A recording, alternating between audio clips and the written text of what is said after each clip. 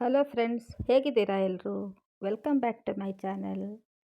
Friends, ಇವತ್ತು ನಾನು ನಿಮಗೆ ಹಸಿಮೆಣಸಿನ್ಕಾಯಿ ಇನ್ಸ್ಟಂಟ್ ಉಪ್ಪಿನಕಾಯಿ ಹೇಗೆ ಮಾಡೋದು ಅಂತ ಹೇಳ್ಕೊಡ್ತಾ ಇದ್ದೀನಿ. ಅದಕ್ಕೆ ನಾನು 100 ಗ್ರಾಮ್ ಹಸಿಮೆಣಸಿನ್ಕಾಯಿ ತೊಗೊಂಡಿದ್ದೀನಿ. ಹಸಿಮೆಣಸಿನ್ಕಾಯಿ ತೊಗೊಂಡು ಅದ್ರ ತೊಟ್ಟು ತೆಗೆದುಬಿಟ್ಟು ಅದನ್ನು ಚೆನ್ನಾಗಿ ವಾಶ್ ಮಾಡಿಕೊಂಡು ಉದ್ದುದ್ದಕ್ಕೆ ಹೀಗೆ ಕಟ್ ಮಾಡ್ಕೋಬೇಕು. ಕಟ್ ಮಾಡೋಕ್ಕೂ ಮುಂಚೆ ಅದನ್ನು ಒರೆಸ್ಬೇಕು. ಹಸಿಮೆಣಸಿನ್ಕಾಯಿ ಪೂರ್ತಿ ಒಣಗಿರಬೇಕು, ಒಂದು ಚೂರೂ ಒದ್ದೆ ಇರಬಾರ್ದು.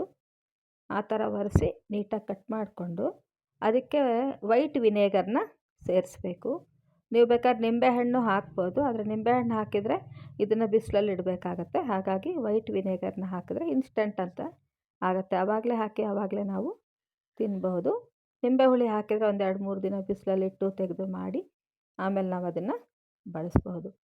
ಈ 100 ಗ್ರಾಮ್ ಮೆಣಸಿನ್ಕಾಯಿಗೆ ನಾನು ಒಂದು 3/4 ಕಪ್ನಷ್ಟು ವೈಟ್ ವಿನೇಗರ್ ಹಾಕಿದ್ದೀನಿ. ಸ್ವಲ್ಪ ಉಪ್ಪು ಹಾಕಿದ್ದೀನಿ ನೋಡಿ. ಹಾಕಿ ಚೆನ್ನಾಗಿ ಇದನ್ನು ಕೆದಕಬೇಕು.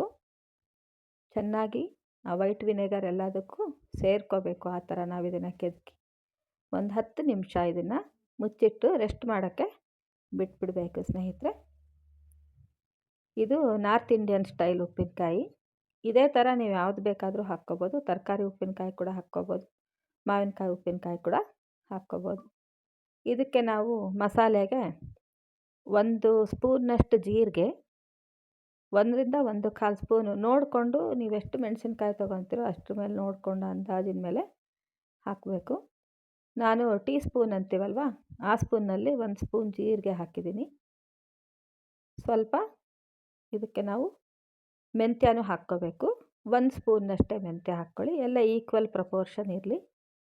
1 ಸ್ಪೂನ್ನಷ್ಟು ಮೆಂತ್ಯ ಮತ್ತು 1 ಸ್ಪೂನ್ನಷ್ಟು ಸೋಂಫು ಹಾಕಬೇಕು. ಪಲಾವ್ಗೆಲ್ಲ ಹಾಕ್ತಿರಲ್ಲ ಆ ಥರ ಸೋಂಫು ಹಸಿರಾಗಿರಬೇಕು. ಸೋಂಫು ತುಂಬ ಚೆನ್ನಾಗಿರುತ್ತೆ. ಎಷ್ಟು ಗ್ರೀನಾಗಿದೆ ನೋಡಿ.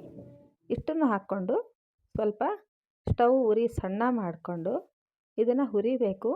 ತುಂಬ ಹುರಿಯೋದು ಬೇಡ, ಬೆಚ್ಚಗಾದರೆ ಸಾಕು. ಸೀದೋ ಥರ ಏನು ಹುರಿಯೋದು ಬೇಡ. ಇದಿಷ್ಟು ಹುರಿದಿದ್ದಾದಮೇಲೆ 1 ಸ್ಪೂನ್ನಷ್ಟು ಸಾಸಿವೆ ಹಾಕ್ಕೋಬೇಕು ಸ್ನೇಹಿತರೆ. ಅಷ್ಟೇ, ಎಲ್ಲ ಈಕ್ವಲ್ ಪ್ರಪೋರ್ಷನ್ನಲ್ಲಿ ಹಾಕ್ಕೋಬೇಕು. ನಾವು ಯಾವ ಸ್ಪೂನಲ್ಲಿ ಜೀರಿಗೆ ತಗೊಂಡಿದ್ವೋ ಅದೇ ಸ್ಪೂನ್ನಲ್ಲೇ ಎಲ್ಲನೂ ಹಾಕ್ಕೋಬೇಕು. ಸಾಸಿವೆ ಹಾಕ್ಕೋಬೇಕು. ಈ ಉಪ್ಪಿನಕಾಯಿ ದಿಢೀರಂತ ಮಾಡೋವಂಥ ಉಪ್ಪಿನಕಾಯಿ. ಮಾಡಿದ ದಿವಸನೇ ಇದನ್ನು ನಾವು ಬಳಸಬಹುದು. ಇದು ಬಿಸಿ ಬಿಸಿ ಅನ್ನಕ್ಕೆ, ಚಪಾತಿಗೆ, ದೋಸೆಗೆ ಎಲ್ಲ ತುಂಬ ಚೆನ್ನಾಗಿರುತ್ತೆ ಫ್ರೆಂಡ್ಸ್. ಈಗಂತೂ ಚಳಿಗಾಲ ಶುರುವಾಗಿದೆ. ಈ ಉಪ್ಪಿನಕಾಯಿ ತುಂಬ ಟೇಸ್ಟಾಗಿರುತ್ತೆ. ಹಾಕ್ಕೊಂಡು ತಿನ್ಬೋದು ನೋಡಿ. 1 ಸ್ಪೂನಷ್ಟು ಸಾಸಿವೆ ಹಾಕಿದೆ ಇವಾಗ ನಾನು. ಸಾಸಿವೆ ಹಾಕಿದ ಮೇಲೆ ಮತ್ತೆ ಸ್ವಲ್ಪ ಹುರಿಬೇಕು. ಇದನ್ನು ಹುರಿದಿದ್ದಾದಮೇಲೆ ಇದನ್ನು ನಾವು ನುಣ್ಣಗೆ ಪುಡಿ ಮಾಡಬಾರ್ದು. ಸ್ವಲ್ಪ ರವೆ ಥರ ಇರಬೇಕು ಈ ಪುಡಿ, ಈ ಮಸಾಲೆ ಪುಡಿ. ರವೆ ಥರ ಅಂದರೆ ಸ್ವಲ್ಪ ತರ್ತರಿಯಾಗಿರಬೇಕು. ಅವಲಕ್ಕಿ ಮಾಡ್ತೀವಲ್ಲ, ಗೊಜ್ಜು ಅವಲಕ್ಕಿಗೆ ಮಾಡ್ಕೊತೀವಲ್ವ, ಅಷ್ಟು ಬೇಡ, ಅದಕ್ಕಿಂತ ಇನ್ನೂ ಹಾಗಿರಬೇಕು ಈ ಪುಡಿ. ನೋಡಿ ತೋರಿಸ್ತೀನಿ ಹೇಗೆ ಮಾಡಬೇಕು ಅಂತ. ಮಿಕ್ಸಿಗೆ ಹಾಕ್ಕೊಳ್ಳಿ ಅದನ್ನು. ಇಲ್ಲ ನಿಮ್ಮ ಹತ್ರ ಕುಟ್ಟೋ ಅಂಥದ್ದು ಇದು ಸಿಗತ್ತಲ್ಲ ಕಲ್ಲು, ಅದರಲ್ಲಿ ಬೇಕಾದ್ರೂ ನೀವು ಪುಡಿ ಮಾಡ್ಕೋಬೋದು. ಇಲ್ಲಾಂದರೆ ಮಿಕ್ಸಿಗೆ ಬೇಕಾದರೂ ಹಾಕ್ಕೋಬೋದು. ಅದನ್ನು ಹಾಕ್ಕೊಂಡು ನಾವು ಕಲಸಿಟ್ಟಿರ್ತೀವಲ್ವ ಮೆಣಸಿನ್ಕಾಯಿ, ಅದಕ್ಕೆ ಹಾಕಿ ಬೆರೆಸ್ಬೇಕು ಸ್ನೇಹಿತರೆ. ಇದಕ್ಕೆ ಕಾಶ್ಮೀರಿ ರೆಡ್ ಚಿಲ್ಲಿ ಪೌಡರ್ ಕೂಡ ಹಾಕಬೇಕು. ಈ ಉಪ್ಪಿನ ನೋಡಿ ತರ್ತರಿಯಾಗಿದೆ, ಅಷ್ಟು ನುಣ್ಣಗಾಗಿಲ್ಲ ಪುಡಿ. ಸಾಕು, ಈ ಥರ ಇದ್ದರೆ ಸಾಕು.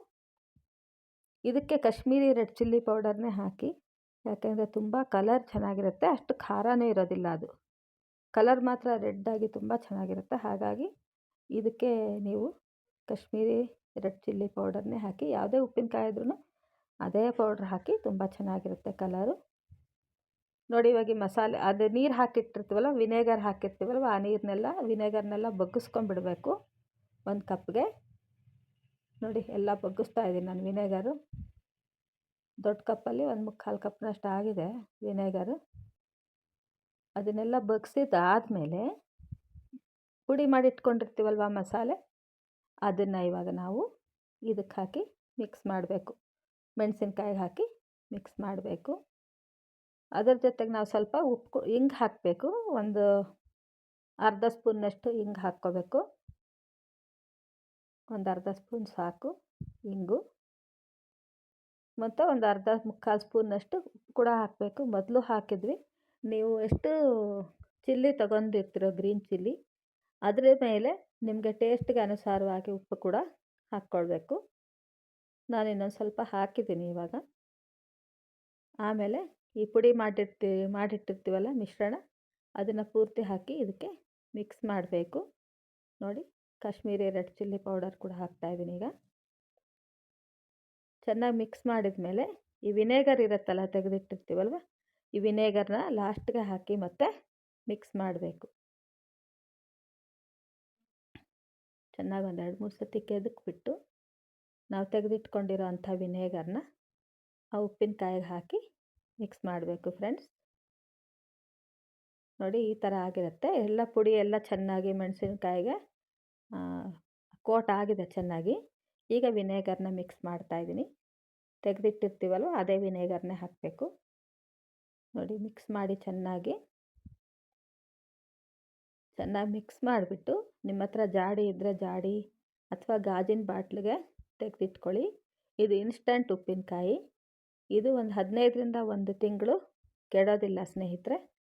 ಆರಾಮಾಗಿ ಇಡಬಹುದು. ಫ್ರಿಡ್ಜಲ್ಲೇನು ಇಡೋದು ಬೇಕಾಗಿಲ್ಲ. ಇದನ್ನು ಆರಾಮಾಗಿ ಈಚೆನೇ ಇಡ್ಬೋದು. ಇದೇನು ಕೆಡೋದಿಲ್ಲ. ಉಪ್ಪಿನಕಾಯಿ ಮಾಡಿದ ದಿವಸನೇ ಇದನ್ನು ನಾವು ಯೂಸ್ ಕೂಡ ಮಾಡ್ಬೋದು ಫ್ರೆಂಡ್ಸ್. ನೋಡಿ ಎಷ್ಟು ಚೆನ್ನಾಗಿದೆ, ಎಷ್ಟು ಚೆನ್ನಾಗಿ ಕಾಣ್ತಾ ಇದೆ ಕಲರ್. 100 ಗ್ರಾಮ್ ಮೆಣಸಿನ್ಕಾಯಿಗೆ ಇಷ್ಟು ಉಪ್ಪಿನಕಾಯಿ ಆಗಿದೆ ಫ್ರೆಂಡ್ಸ್. Thanks for watching.